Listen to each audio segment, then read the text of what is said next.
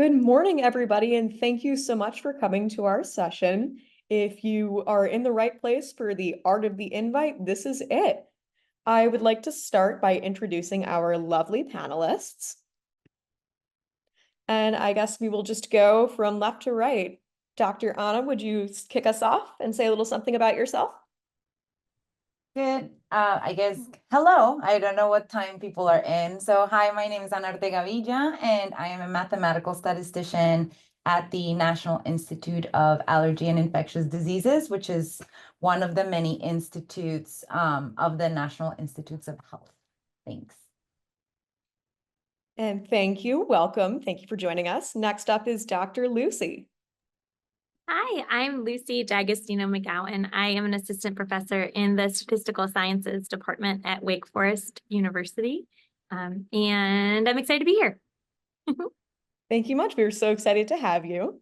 And Dr. Suwan, you are up next. Hello, my name is Suwan Lee. I'm a teaching faculty and a director of Center for Applied Statistics and Data Analysis at the University of Missouri. Nice to meet you all. And thank you so much for joining us. And our fourth panelist unfortunately had to drop out last minute due to a time conflict, but Dr. Tanya Garcia has kindly submitted some responses to the questions we're going to discuss today ahead of time, and I'll be throwing those into the mix as we get going. So the general idea of this session is that the invited session is a little bit of a mystery, and we wanted to share some of our tips and tricks with y'all for organizing wonderful invited sessions. To kick us off, I'd like to ask our panelists, if we're gonna go in some sort of order, we could go in the order on my screen. That'll be Anna, Suwan, and Lucy. And our first question for today is about how many invited sessions have you participated in or organized? I've been in a few. I don't know the exact number. I've actually been working on organizing more sessions actually since the last WSDS where we had a similar discussion. But so I would say at least this year, maybe I've either co-organized or organized about 4 and then been on about 3 this year. Thanks. Yeah, similar here. I don't think I counted all of them that what I have done so far, but probably 20 plus or minus. You recently submitted some tenure documents, so I have numbers behind some of these, but I participated in 20 invited presentations at scientific meetings and then 23 additional workshops and panels like this. And then I don't know how many I've organized, like maybe 5 or 6 of those I organized. Yeah.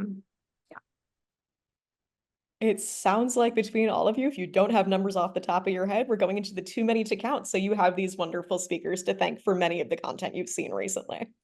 And from Dr. Garcia, she's in about the 8 accepted, 8 more kind of ballpark as well. All right. Next question. At what stage of your career did you organize or chair your first session? Are we going in the same order always? The same order would be helpful. Thank you. Okay, yeah, I was just making sure. Well, so organized very recently. So I started organizing this year. So I guess I wouldn't say early mid career. But I've been chairing for a while. I think that sometimes when you're a little bit of an extrovert, which I identify as, you're pinged to chair because you're less kind of nervous to tell people to stop and all these things. So I think I started chairing as a student, but organizing very recently. Yeah, I have the same similar experience here. I started when I was mid-career, and actually I started as a teaching faculty at a D1 research university. So my duty at work was more like a teaching and service. So I didn't really have any motivation or suggestions that I could or may do some organizing or chairing the session. So it was kind of in the middle of why I was doing my career. But I think that was good to start at any point if you're interested. I think I organized my first one kind of a little, well, my thesis advisor had me help organize one. So we co-organized a session when I was a student. We co-organized an ENAR session. And it was really helpful to just sort of see how that all worked. And then when I was in my postdoc, I think it's the first time that I did it by myself, where I sort of like reached out to people. And then I've intermittently done, I think I've tried to organize, for some reason, ENAR is the one that I've been like the initial person to organize it, whereas JSM, I tend to not be fast enough, so someone else, I get put on a different one before I can organize one myself. But yeah, so I think it was kind of earlier, but it was mostly just because my mentors were really good at getting me in there, as opposed to myself. And then for chairing, I think, yeah, I identify with what Anna said too. I think that people who kind of are a little more outgoing sometimes get asked to chair a lot of sessions. And so that I sort of stepped in to chair sessions kind of just throughout when people need someone to take on that role. I've been doing that for a little while too. Yeah. So for any students and early career folks in the audience, you heard them. This is something you can do.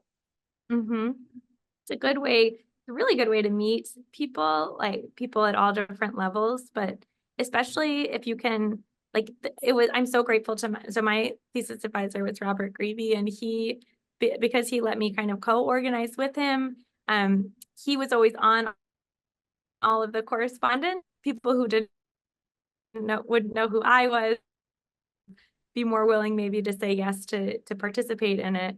But I also got to be kind of on the front end, just to experience what it's like to put together the invitation, and then to be able to like little things, like a lot of times, and maybe we'll get to this later, but when you have an invited session, there's like fun things involved with, you can schedule like a dinner for all the people who were in the session, or a lunch or a breakfast or something. So there's opportunities to network that go along with it. And those opportunities are really nice as students, because it helps you grow, your circle of people that know who you are and know what you're working on. Thank you. Now, this is slightly different from our previous question. Our speakers told us when they started organizing and sharing, but it's different to ask, when did you get comfortable doing so?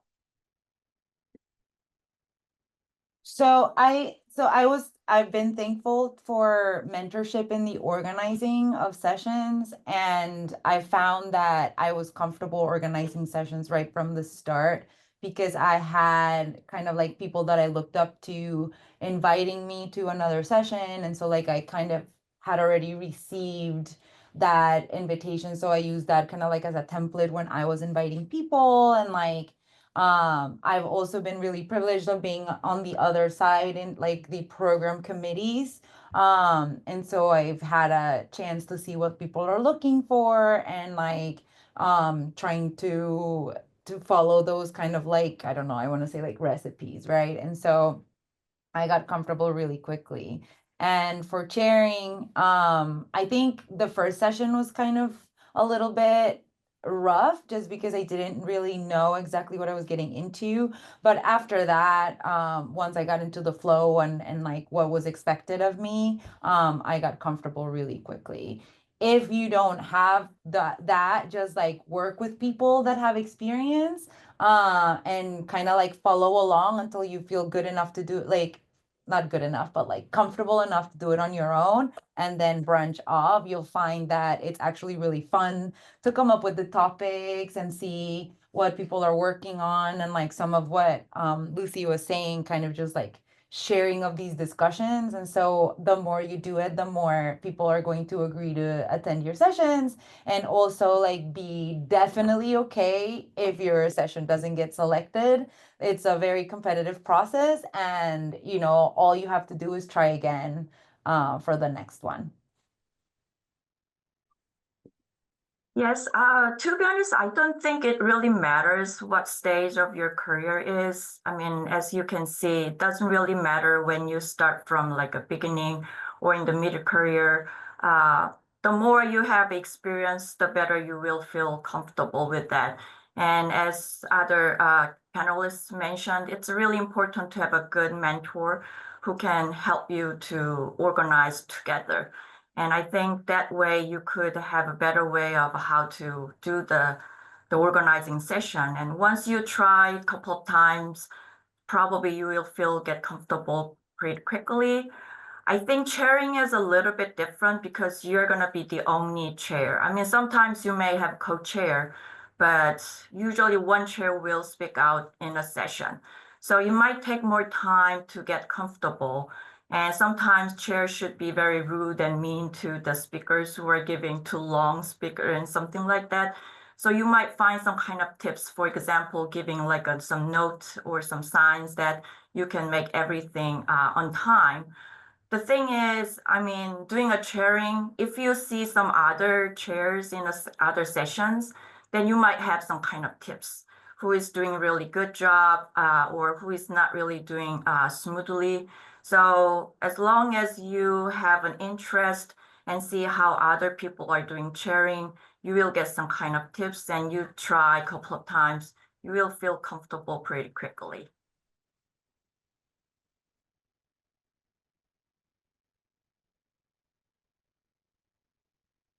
We might have lost Lucy.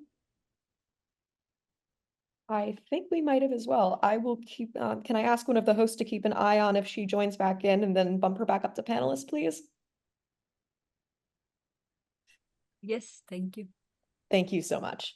All right, then I guess we'll move on to the next question. Thank you all so much for your insights.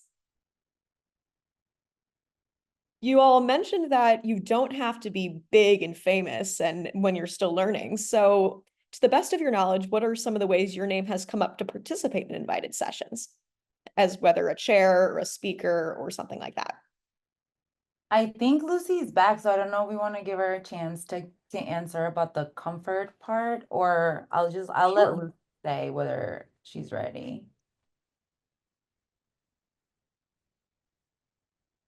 Lucy, do we have you back?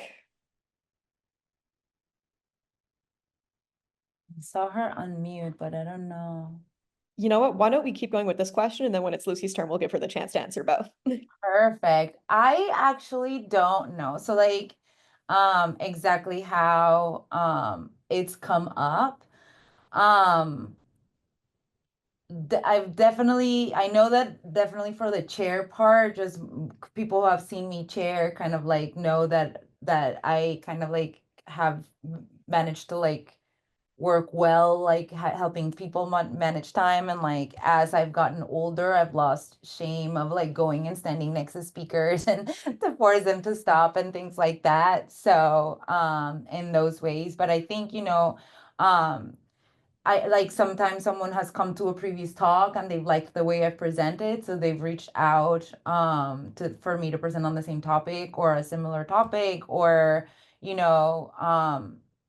by organizing other sessions and working with other people, then it's come up that they've invited me to participate in their sessions when the topics align and things like that. So it's very varied, but I think networking definitely plays a big role in that, and building connections at conferences has played a role in that, but also really trying hard and doing your best when you are crafting your presentation so that it's engaging, and all of that has helped as well. Thanks. Sorry Yeah, about that.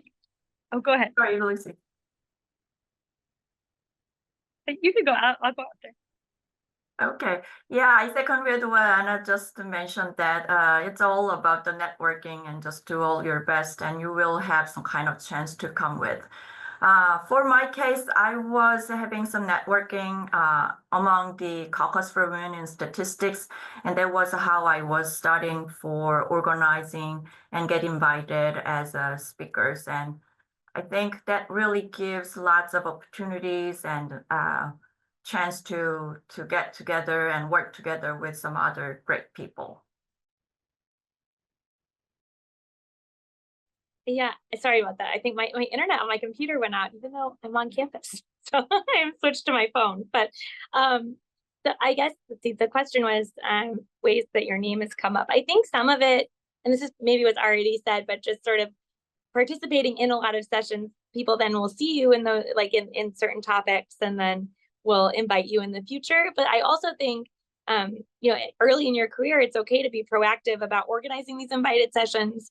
And even if they don't get selected, then those people that you invited know that these are topics that you're interested in. And so then they might invite you in the future. And so I think it sort of is this like nice self-fulfilling prophecy that if you do it, if you push it, even if yours don't get selected early on, you probably will eventually get into these invited sessions because you know, other more senior people.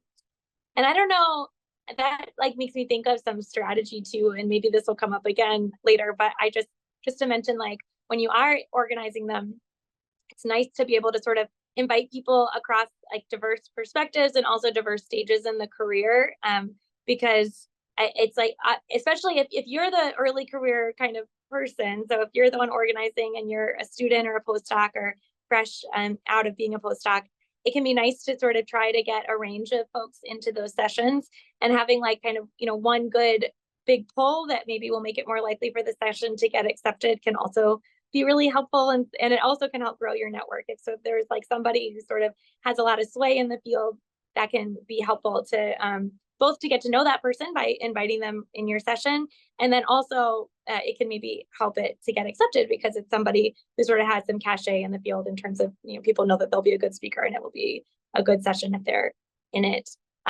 And that also makes me think of another piece of strategy, which is in order to get those people, you usually do need to, a lot of our, so this is an exception, and WSDS is another exception, but most conferences only let you do one invited session. And so if the like heavy hitters will get snatched up early because a lot of people will want them in their sessions. And so if you are organizing a session as a student and you want someone who's more senior, usually if they can, they'll say yes if they're planning on going to the talk. Or to the conference, the only reason they might say no is if they're already slated for a different session. And so just asking early enough is usually a pretty good way to make that happen. Thank you. Another tip that was pre-submitted by Tanya was to continue networking and find a friend that is in a similar field or a similar career stage and work on these things together, and then use the combined power of the network to keep putting your name out there. Now, Lucy, since you hopped off for a little bit, you didn't really get a chance to pop in on the last round, so I want to invite you to answer if there was a stage in your career where you started to get comfortable with this, and if that differs from when you started. Yeah, that's a good question. I think, I don't know, I feel like with all things, I kind of, as I go, I get more and more comfortable with, you know, as I progress. So I can't think of like a change point where all of a sudden I felt like went from not uncomfortable to more comfortable. I don't have anything like that in mind, but I will say, to build on Tanya's suggestion, I think it was just in the past couple years that I've sort of leveraged that idea where you find like a partner in crime to kind of invite each other to sessions or help organize each other's sessions. And that's been really helpful, kind of to be able to have, even just have someone to bounce ideas off of, it's helpful. And so I think that has only been the past 2 or 3 years. And in terms of comfort, that's definitely a lot easier than other ways. Thank you, everybody. As we know, science is a team sport. You cannot do this without your network. All right, our next question. We've started to touch on this a little bit, but I'd like to formally ask, what are some key things to think about when you're organizing an invited session? We'll start with you, Anna. Yeah, so I think Lucy's already brought up a really important point that I think is being more and more considered, and it is the diversity of perspectives. And so like that is one of the key things that I think about is, and diversity comes in like a lot of different ways. So like Lucy touched on like different like places in your career, like junior, senior, mid-career, all of that, but also, you know, diversity of institutions. Like, are you inviting people from academia and government and industry? And like, there are going to be times where that makes sense, and that are going to be times where that doesn't make sense. But, like thinking about that, and of course, racial, ethnic, like gender diversity, all of these things are really important. And I won't say all the things so that we can hear from everybody, but another thing that I really think about is the theme of the conference, and like to make sure that like when you're putting something together, it is following along lines of the theme. So for example, like the 2025 theme for ENAR is interdisciplinary. And so like thinking about organizing sessions that showcase interdisciplinary work, and things like that. So those are two things that I really think about when organizing sessions. Obviously the topic that is interesting and all of that, but on top of that, which we already kind of like think about, these are other things to think about when putting it together. Yes, I'd like to add some more tips that based on what I have done so far. So if it is your first time or you do not feel that you had lots of experience organizing or chairing an invited session, start from a mentor or colleague that would be willing to support you. So like an advisor or chair of your department who has some kind of experience working together would be really good way of starting with. And once you get comfortable, probably you will have a lot more tips and ideas such as like diversity and whatnot, and considering the themes of the conference as well. And also, you don't have to work with the person that you know already. I mean, networking is really important, but sometimes it is okay to reach out some that you do not know personally, but you saw their research or on paper or an article, or when you attended a lecture, you were really inspired by them, then reach out to them. So actually, I do have like an index card I bring always, and just take a note when I read like a newsletter or something. Oh, this person is doing something, some research that's really interested in. Oh, it would be a good topic for invited session for next year or something like that. Then I took notes and then just get some like some tips that how I'm going to reach out to them. And they really appreciate that I was remembering their articles or the newsletters or some kind of the lectures. And then most of the time they say, yes, they'll be happy to join as an invited speaker. So that's another way that I usually use those kind of manpower to go with that. And another thing is, I think it is really important to consider the location of the conference and reach out to local researchers. So it will make the speakers to come easily. So if you have like a conference, for example, in Europe, but if you just find all the speakers in the US, it might be a little bit harder. But if you reach out someone who is in there, even though you do not know them personally, there's a chance that they might say yes and then join your invited session when you organize. So those kind of things might be some good tips. And also start with some conference that it's easier to get accepted. I mean, everyone knows that getting invited to be an invited session at JSM is not that easy. But like, for example, like IDWSDS or WSDS, those kind of have a easier access. So you could have more experience and get more people to connect together. Yeah, I think everything that's already been said is such good advice. A couple other points that I just thought of kind of as you all were speaking. One is, well, it's sort of building, actually, I think both of you sort of said something to this effect, but building on that, like making sure that when you're inviting people, you tell them why they in particular are the one that you'd like to invite, because I think that will always kind of help you be able to get the session or get the speakers to actually do the session. But then the other thing is kind of knowing how the selection process works for each of the different conferences. And that I think is something that comes with like either experience or practice, but you can always ask someone senior. So if you don't know someone senior, you could maybe email one of us. I don't want to speak for the other panelists, but I'm always happy to field these kind of questions. So you're welcome to message me about this. But you know, for example, like ENAR, when you submit those invited sessions, you are able to select like kind of an area, but that doesn't actually, there's not like a separate program officer for each of those areas. The area you pick, I'm not exactly sure how that gets incorporated into the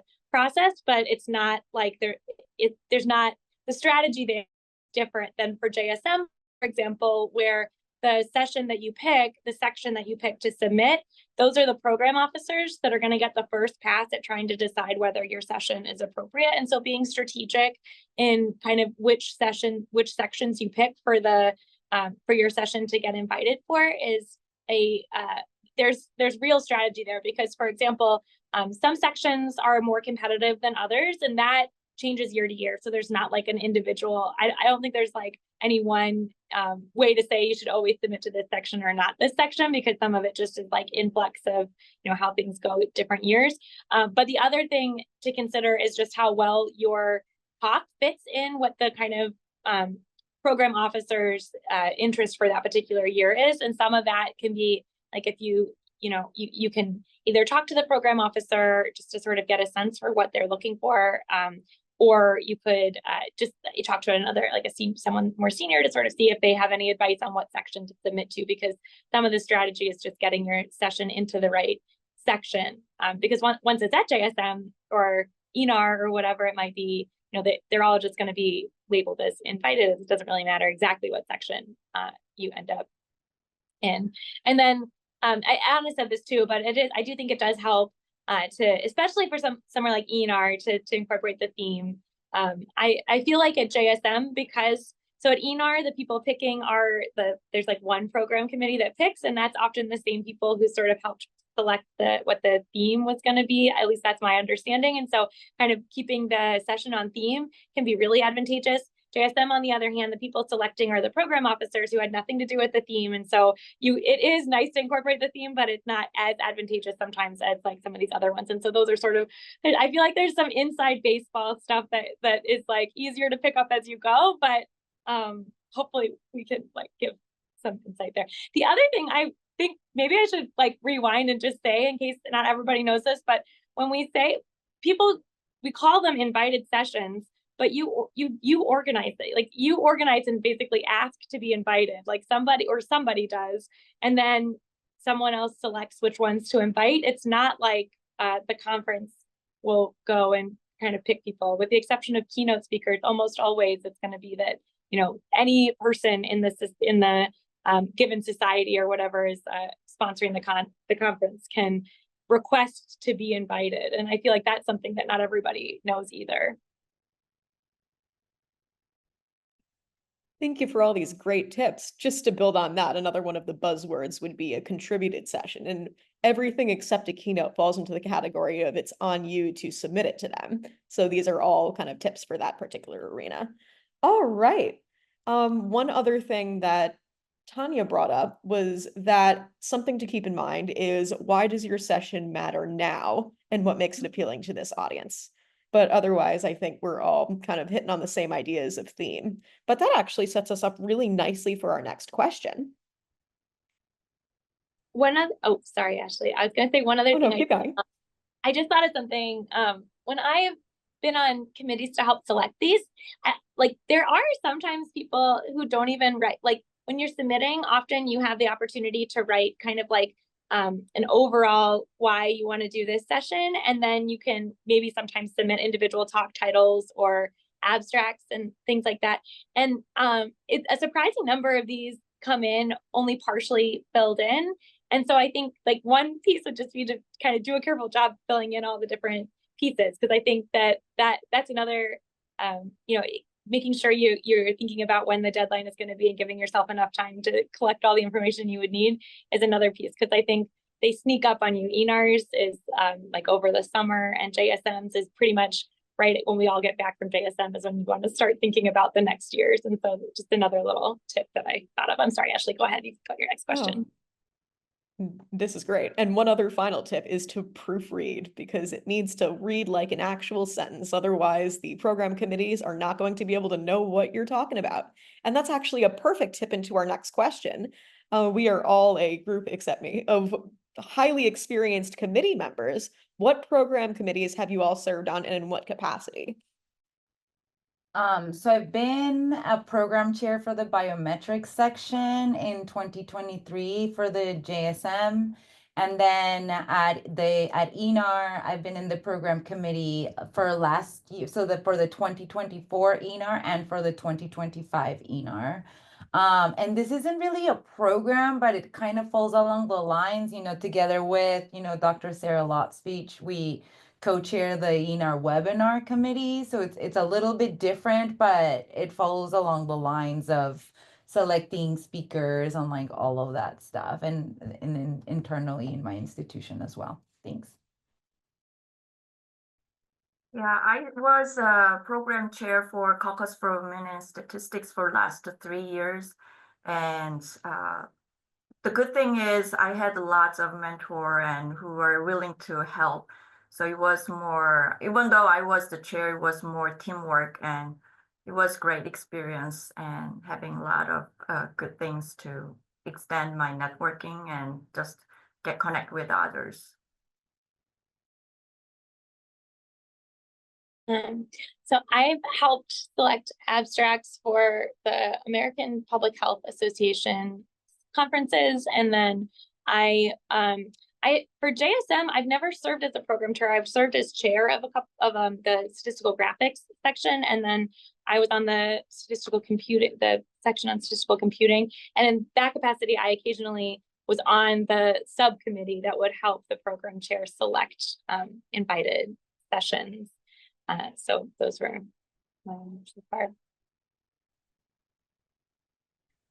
What a wide variety of committees. So this is a great opportunity to ask all of these questions to you all. What do you wish you knew after serving on one of these program committees or chair roles that would have been really helpful if you knew this back when you were a newish session organizer? So this one's easy for me, because what I wish I knew was that it is a normal person reading at least at JSM, it is a normal person who has their own field reading all the abstracts for like the entire invited program of like this entire session. And so sometimes I would read an abstract and I would have absolutely no idea what the abstract was about. And it was because probably the person who wrote the abstract thought that it was an expert in their field who would be reading it, right? And so if you are writing an abstract with a normal person who may have a field, like which with a PhD in statistics, etc., but like who has their own field, but then has to read the entire like broad spectrum of all the abstracts that could fall into that specific section, then you would write it thinking about using less jargon and explaining a little bit more. And so I think that is one of the things that I really wish I knew. It was that I needed to use a lot more plain language than I was expecting when writing these abstracts or like writing these these proposals that build on a lot of abstracts, and working with my speakers on making their abstracts accessible for a wide variety of people. So that's definitely what I wish I knew. Well, my tip is kind of different. I mean, at least you all are here to listen to what is the good tips to organize invited sessions. So you are away a lot more steps than when I was studying before. So the thing is, when I was studying for organizing sessions as a committee chair, I think I did not really know where to start, how to start. I think I didn't really have any much input from other people a lot. So just listening to what others have done from just the beginning, how to reach out and where to go, considering the themes, diversity, and how to write the proposals. You got all these tips, so you all will be a lot better than when I was starting. So you should feel good at. I feel like those are both great. I think they both covered kind of what I would cover. So maybe I'm going to answer a slightly different question, but or maybe even just make a statement about, I think I want to just encourage people to consider serving in leadership roles like on these committees. As you know, you can do that pretty early. I mean, you might not be able to be like the chair right at the beginning, but there are so many different service roles on different committees within each of these different conferences that are always looking for people to volunteer. And once you're sort of in that volunteer pool, you will absolutely get asked to be program chair or kind of these other in these other positions if you do like a relatively okay job, because I think we're always looking for people to serve in these roles. And so just as a, if you are interested, I think it can help to just get into the network of volunteering if you're interested in doing service for our statistical community. I just would encourage people to think about getting involved early. For example, for something like JSM, there's a council of section representatives, and this role is pretty easy. You can basically, all of the committees, all of the sections have a couple of these, depending on how large the section is. You have more if you have more people in the section. And this role, essentially what you do is you attend meetings during the year for your section, which usually are just quarterly, so only for a year. And then at JSM each year, you attend a big section meeting where you kind of report what your committee is working on, and then you report back to your committee what the kind of JSM or the ASA leadership want you to bring back to your individual committee. So it's a pretty low-key role, but a great way to start getting involved and get to know other people that are in leadership roles, and then you can sort of work your way into other opportunities within sections. I'm not as familiar for ENAR. I guess I've served on SENS, which is like a early career group. What does that stand for? SENS? Else? Maybe knows. Okay, I'm not sure. SENS, we can look it up. But that's one way to get involved. And then from SENS, I was able to get on RAB, which is like the Regional Advisory Board. And so I think that there are, they don't have sections in the same way JSM does, but there are lots of opportunities there as well. I think, Anna, you've got more ENAR experience than I do, so maybe you can speak to that. But yeah, actually, yeah, I wanted to say a couple things on that. So SEN stands for the Council of Emerging and New Statisticians. Just look that up. But also, if you are interested in volunteering for ENAR, please reach out to me. Or if you're interested in volunteering for the biometrics section of the ASA, please reach out to me. There is definitely space, and we are always looking for volunteers. So yes, please reach out to me. I'll put my email in the chat. Thanks. Maybe I should speak out as well. If you're interested in joining Caucus for Women in Statistics, please let me know, and I'll be happy to include my contact information along with the website of the CWS in the chat room as well. yeah, and I'll say the same for the statistical graphics section. We are looking for volunteers as well. This year, our ASA ballot for this section was like totally uncontested. So it means that there's lots of opportunities for people to jump into these different roles. So if you're interested in serving in any capacity, please let me know too. Thank you all for giving these great, wonderful ways to get involved. That's actually what I was going to follow up on next, since I know that's the one thing that's not coming up, but you all have done a spectacular job here. And FYI, SENS is the Council for Emerging and New Statisticians. And if anybody's interested in that, I currently sit on it, so I can also put my email in the chat if you are interested. All right. One other thing that I wanted to bring up, courtesy of Tanya Garcia, was that she warns against titles such as innovative approaches in XYZ or new breakthroughs in XYZ, because those tend to be kind of collections of random speakers that don't really follow a theme or anything. And that she suggests kind of working with your speakers to put a theme together for your session based on what the conference or what the idea is about. All right. Next question. Oh my, there we go. What makes a good, and I'm actually going to modify this question a little bit for the sake of time. What makes a good or a bad invited session? Are there any that you've organized, seen, or been a part of that have stood out to you? Before I answer that question, I just wanna what Tanya said. If you see in the program, particularly at JSM, things called new insights of or XYZ of, that's probably the program committee, like the program officer, really struggling to find a name for like these contributed sessions. So please help with writing these, like your contributed abstracts in a way that the person can like easily take out themes so that they can group all the sessions together and name them. Like that's another thing I didn't know happened until I served as a program officer for the JSM, is that you have to group and name all the contributed sessions. And so you'll see some of those new insights on the contributed. So just reiterating what Tanya said, stay away from that for your invited session proposals.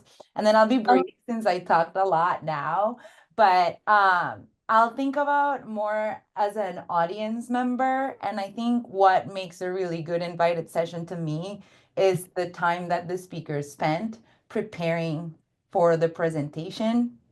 And like really, like it makes a real difference when you're a speaker and you spend time on your slides, making sure you're communicating your information, correctly, but also in a way that like it speaks to a broader audience. You don't know who's sitting on the audience. So for me, the best things of invited sessions have been like really the effort put into the presentations. Yes, on top of that, when I had a really good session as an audience, when they have a good synergy among the panelists and speakers, it just brought a lot more power and knowledge to the audience. So sometimes you might need to organize that not everyone knows well enough, but if you have the same topics that has some kind of common, and they've been working together, or they have some kind of networking before, then definitely it will show in the session. And I think it makes really good, nice session overall. Yeah, I think both have said sort of what I would say, and maybe I'll just add something that Anna said that made me think of another. So just and maybe everyone's already aware of this, but just to sort of restate the kind of when, especially for JSM, there's sort of 3 different levels of presentations that you can have. You can have an invited session, which is you would submit that in like kind of late August, early September, and so you would go out and find the people to go be in this, and then you would kind of pick the section to submit it to, or maybe 2 sections, and send that in. And then there's a topic contributed session, which that comes out a little bit later. It's usually around November, but it's the same process where you get to pick the collection of talks to go under the same topic. And so it's sort of, once all of the invited sessions have been selected, then there's a kind of second round where it's a little bit less competitive, but you still get to pick what you get to pick the suite of talks that are going to go into this session. So, and then the final round is like the ones that are due, I think usually maybe in January, but those are the contributed sessions, which then, as Anna mentioned, the program officer is going to group together and try their best to kind of put ones that seem similar into the same session. And so of those, I think like in terms of being a speaker, if you can, if you submit an invited session and it doesn't get selected, I would encourage you to submit that same as a topic contributed section, because it's still nice to have your talk in a suite of kind of other talks that are in the same vein, as opposed to sometimes if you're doing a contributed session, you can end up with people doing a wide variety of things, which maybe makes it hard for the audience to know that that's going to be a session that will kind of be fruitful for them. And so I just thought I'd mention those topic contributed as kind of like that middle ground for folks that maybe didn't get an invited session selected. I've done that myself. I think I've done it twice now, where I've done a topic contributed as opposed to an invited, because our invited session wasn't accepted. And so then we decided to submit it as a topic contributed. And so we were still able to kind of all stick together, as opposed to having each of our individual talks split across the JSM program. Wonderful. Thank you for these goods and these bads. I'm also going to condense, for the sake of time, my last idea of a content question. How do you come up with ideas for invited sessions? And I'm going to combine this with something that was a little further on the list. How do you decide what level or audience to pitch your ideas to?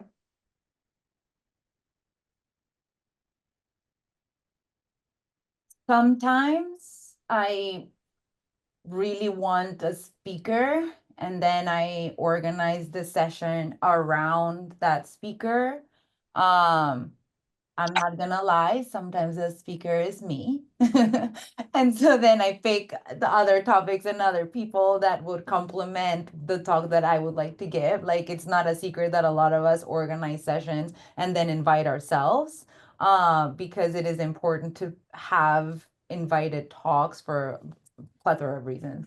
And so sometimes it's like that, or like someone said earlier, if I go to a talk and I find something that is really interesting, and that's someone I want to showcase and like a topic that I would like to showcase, then I plan the session around that. So it just varies depending on like what I want to like do and like what the topic of the conference is. I'm a big like theme person, and so like I think about these things when I'm doing that. Thanks. Yeah, I think I mentioned before, but like I said, I had like an index card that whenever I read some newsletter or the ASA magazine, like Significance or something, and when I read it through, if there's some kind of interesting topic and or something that might be a good topic to be invited as to organize as an invited session, I took a note and I use those kind of information later. And I think it really helps. And most of the time when I contact them, they do have their own team of collaborators as well. And so if they know a couple of collaborators that they can work together to make an invited session, then it's kind of co-organizing, and it usually makes it a lot easier instead of starting from the scratch. So that's kind of my tips. And like Anna said, whenever I go to a conference, attending a session or some kind of talk or lectures, if it is interested in, then I just another taking a note and then reach out to them and then see what they would be interested in to work as together for making an invited session. Yeah, I think same as what everyone else has already said, but yeah, so sometimes it has to do with who I'd like to invite. Sometimes it has to do with what the theme is for that year. Sometimes it has to do with like if I have a talk I'd like to showcase, kind of trying to figure out how to fit that in. Although I will say, Tanya mentioned this, but one way, there's nothing wrong with putting your own session in and invited, like to organize and then put yourself in there. So people do that all the time, myself included. This is a very common practice. But also another thing you can do, and that can be kind of fun, is if you can find somebody else who's sort of around the same stage as you, and you could kind of trade off. So like where you might organize a session kind of in their expertise area and invite them and some other experts to that. And then likewise, they might organize something in your expertise area and invite you and other people. That can be also, a way to sort of both to get to know people across different areas. So this has been nice. Like I've done this with Sarah Latspeech before, where we are in adjacent fields, but we don't necessarily always overlap. And so I've gotten to know some of the experts in kind of her area of measurement error, and she's gotten to know some of the people in my causal inference area, because we've sort of cross-invited, organized cross sections for each other. And I think that can be another motivator for why you might want to organize a particular theme. Awesome. Thank you all for these insights. I have one short final question, since we're starting to run a little bit low on time. In 1 or 2 sentences, what would you tell someone who is organizing their first invited session? Just do it. I don't know, just like really get out of like, if it's not in your comfort zone, get out of your comfort zone, reach out to people that you admire, reach out to your peers, and reach out to people at all these levels, and get out there and start working. There are tons of conferences. So they will be in different flavors, so each person can choose. But the only thing that you need to do is do it, and don't be afraid if they say no. There's always a second opportunity.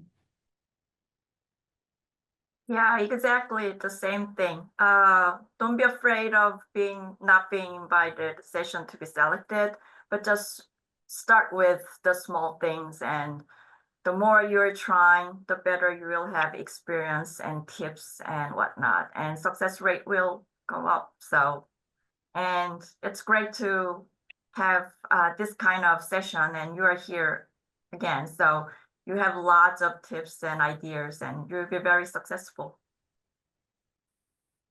Yeah, I think again, lots of good things have already been said, but one maybe additional tip can be to attend invited sessions in your area, like in your within your expertise, and then identify really good speakers from those, and then kind of you can put them on your short list to invite to a session that you're in as well. And so that can be a good way to sort of help get your session picked if you know that you've got kind of some good speakers in there. So that's one. And then the other is just, I think, practicing presentation. So, one of the good ways to kind of, if program officers know that you're going to give a thoughtful and, well put together talk, that obviously will help in improving your chances of getting selected. And so just, I think finding opportunities to practice kind of getting up in front of colleagues or other students or whatever to speak can be really fruitful, just to give yourself some opportunities to make sure that you've perfected those skills. We don't always teach that in the classroom, so finding other ways to do it is good. Thank you very much to our panelists for these incredible insights. And I would like to close this out by telling you that the only way to guarantee your session does not get accepted is by not submitting one in the first place. So thank you to our wonderful panelists. I'm going to stop the screen share. And at this point, I can encourage anyone who has any miscellaneous questions we have not gotten to put them in the chat. But otherwise, that is the end of our session for today. And thank you so much for coming. Thanks, Ashley. This was great.